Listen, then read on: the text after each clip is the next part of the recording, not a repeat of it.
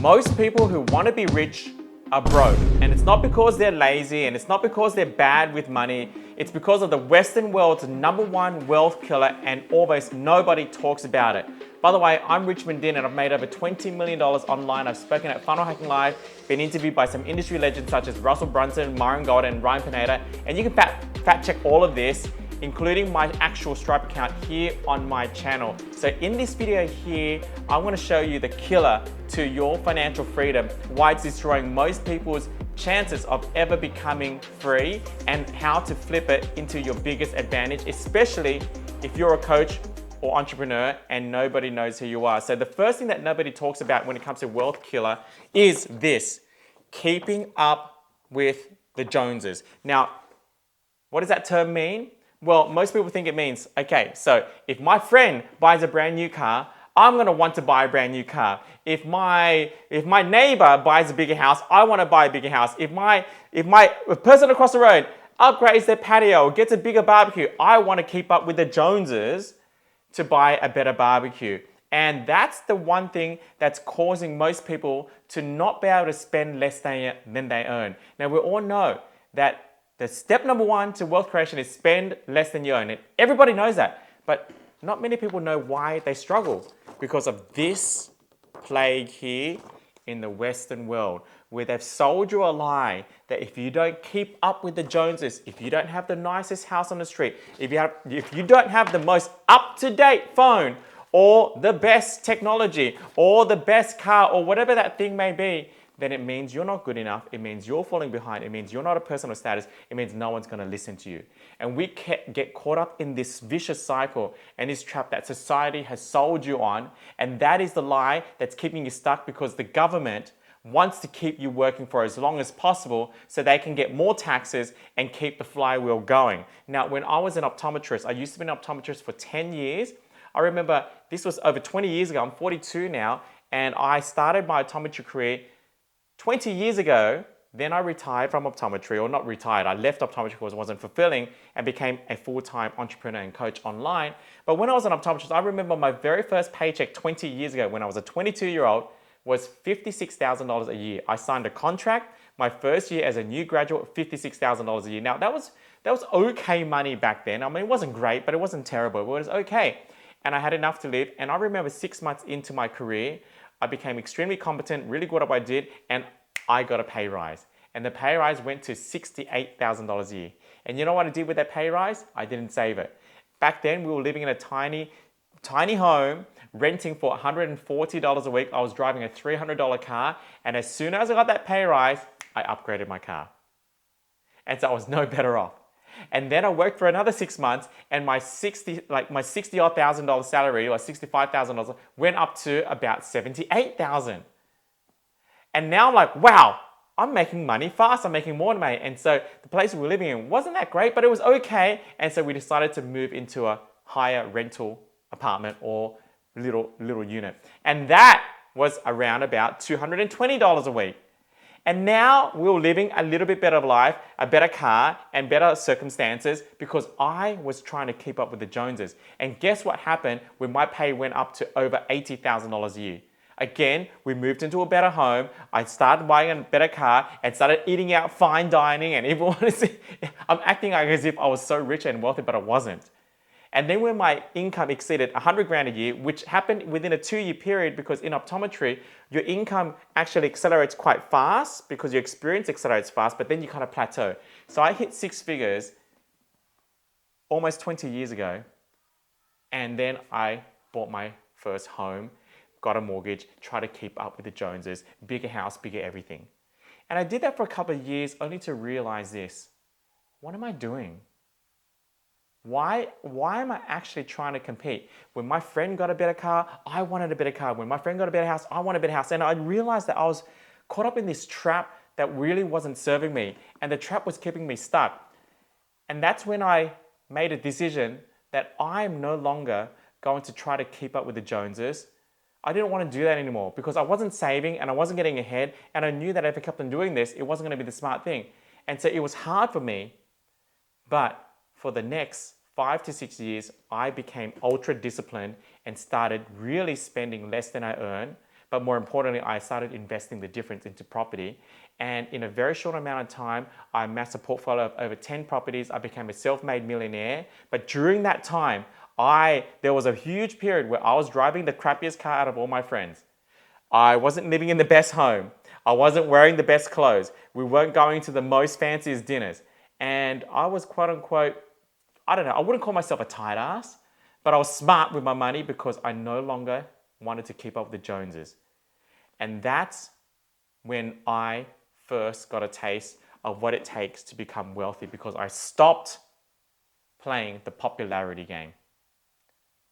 And when you stop playing the popularity game, you become wealthy. Now, in life, you can become rich or you can become right, but you can't be both. And I was so inclined to want to become right instead of becoming rich. And becoming right was playing the popularity game.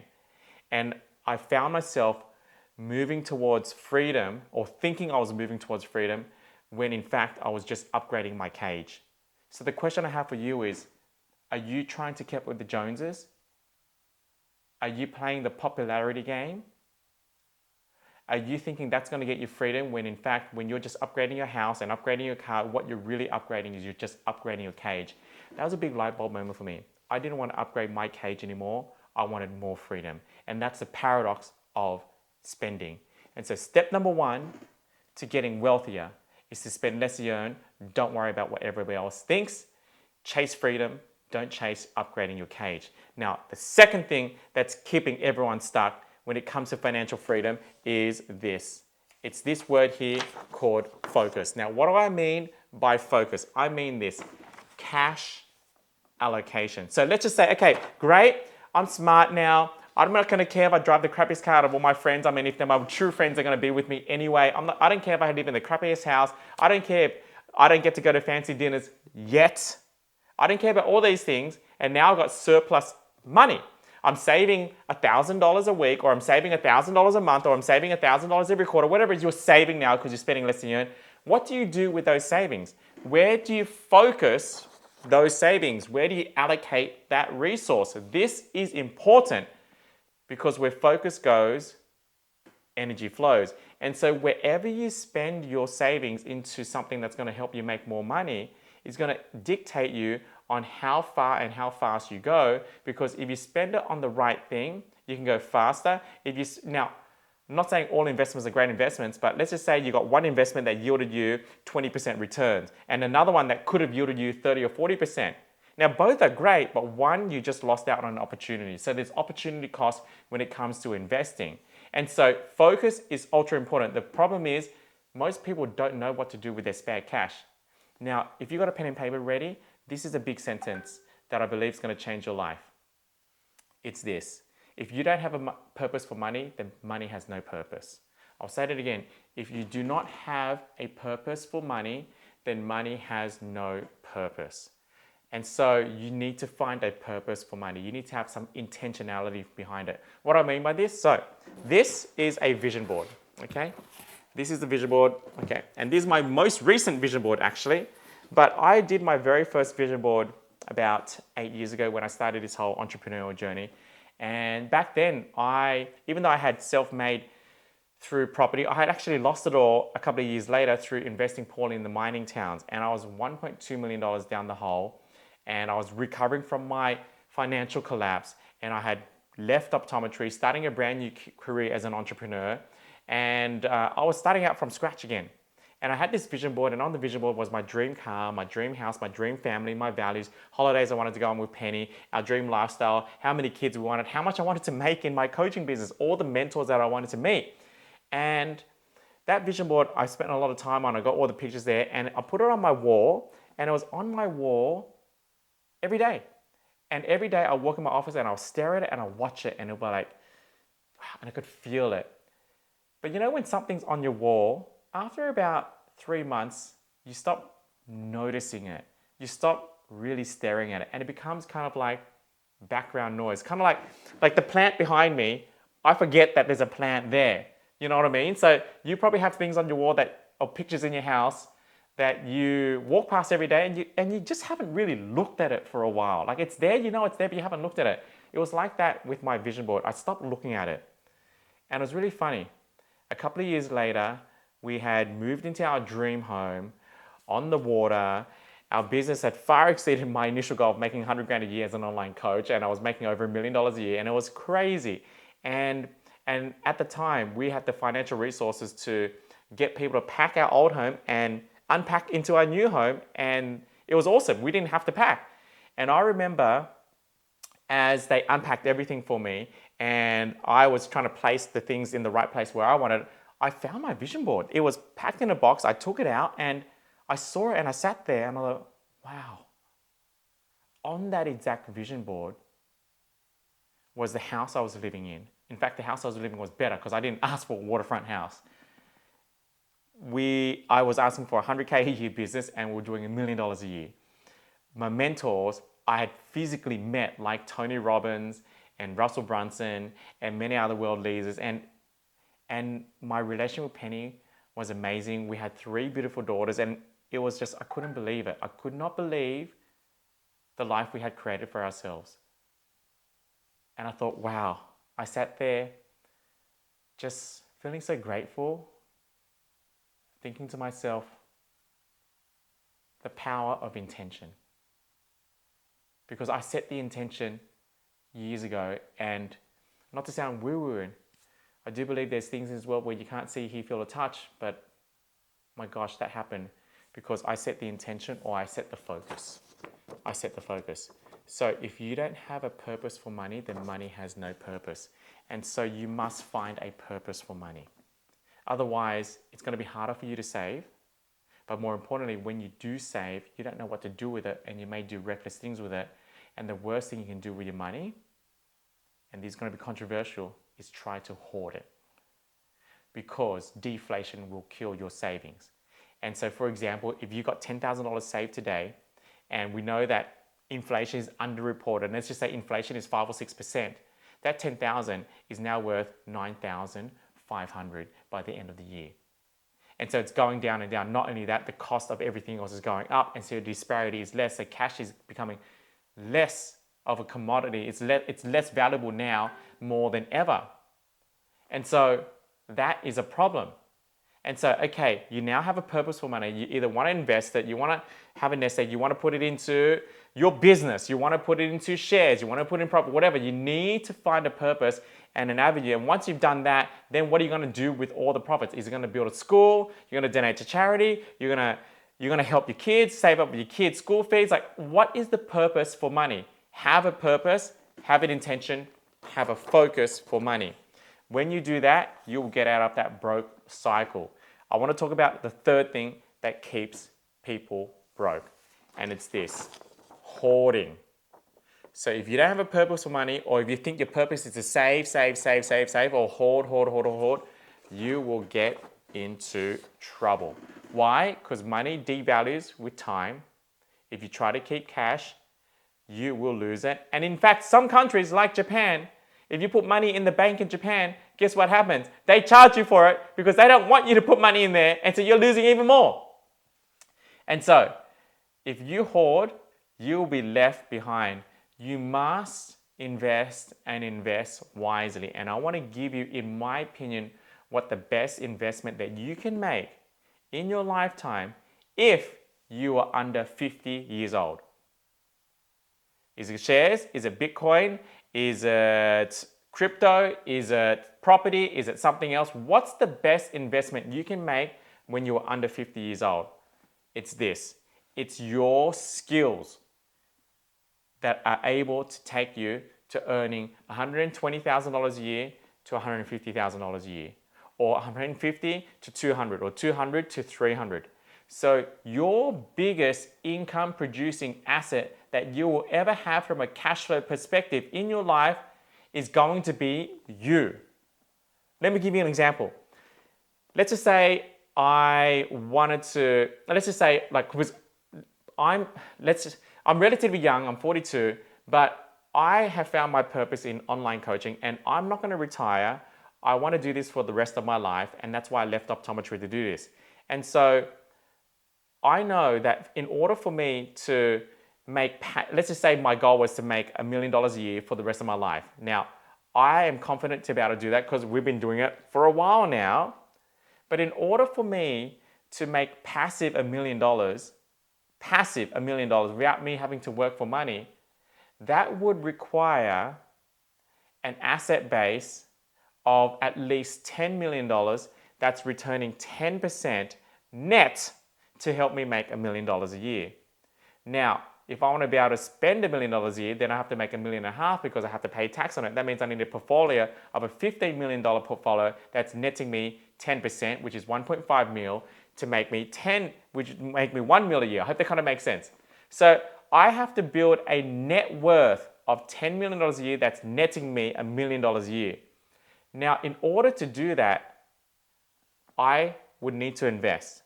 And so let's just say I wanted to make $10 million in net worth and I wanted to buy 10 houses, $1 million each, just to make the maths easy. In order to buy 10 houses at $1 million each, I need to put down on average $250,000 deposit on every single house because you've got to put down a 20% deposit and then you're going to pay some taxes and all that kind of stuff. So that's $250,000 I need to put down for every single house I want to buy times 10. So that's $2.5 million cash I need to put down to buy 10 houses, and 10 houses may double in 10 years. So it'll probably take me 10 years to buy 10 houses and it'll take 10 years for it to double again. So that's 20 years that I have to put money in to get an asset base of $10 million net worth. I hope that kind of makes sense. Long story short, I'm out of the game for 20 years and I have to put down $2.5 million cash to make that work. Now, what if I put that $2.5 million cash in myself? What if I did that? So each property I buy, I need to put down $250,000, right? Instead of putting down $250,000 into a property, $1 million property, hoping that it will double in 10 years' time, what if I put it in myself? And that's a lot of money to put in myself, but what if I did to upskill myself so I become a better marketer? So I become better at sales. So I can build systems and software and AI around my whole sales process. So I can hire 3 team members to work for me full time to help me with lead gen and close and triple the volume of my business. So I can invest in skill sets such as speaking, or maybe use that for personal branding. And to get on a world famous podcast, some of them you have to know the right people, some of them you can pay.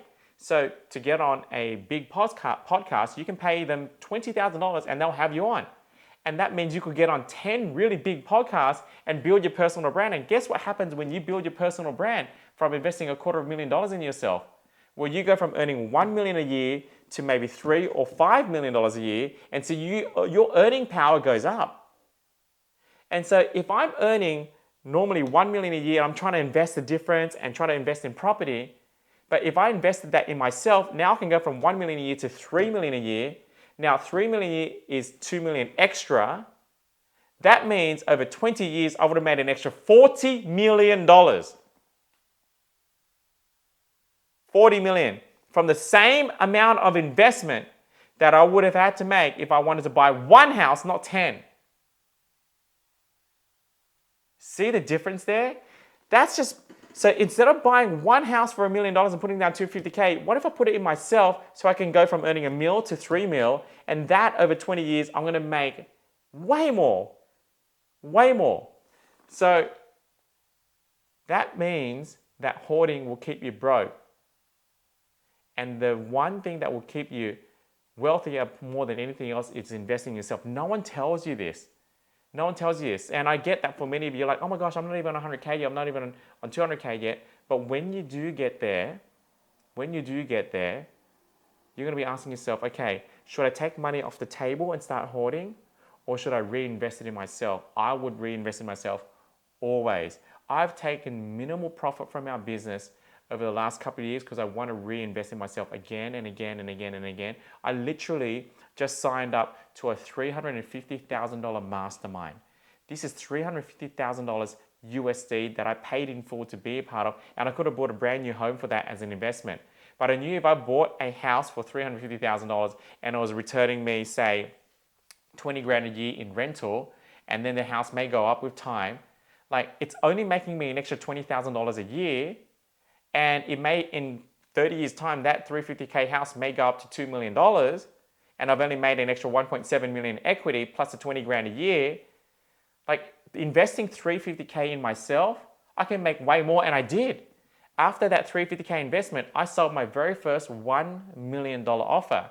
And all I need to do is just sell $1 million every year, and that would a 100x what I would ever get from property. You tracking? You're following this? This is crazy. And so I want to recap everything for you. The 3 things that kind of keep you broke that nobody else talks about is number 1, keeping up with the Joneses. Number 2, incorrect focus. And number 3, hoarding. Now, the antithesis of that, or antidote of doing that, is that you'll become wealthy beyond your wildest dreams, and then you won't have to worry about money again. I trust this was useful for you. If you did find it very useful and you're looking to learn how to make your very first 100K online so you can have these quality problems, watch my Tiny Challenge training. That's going to show you on how to get to 100K in the fastest, shortest, easiest way, without any skill, without any prior knowledge, without experience, without learning tech, without a following, and without having to speak in front of a camera or a big audience. That's an awesome training. We've helped hundreds of students make the first dollar online through my Tiny Challenge framework. Just catch the video on my channel. For now, guys, keep believing and never settle.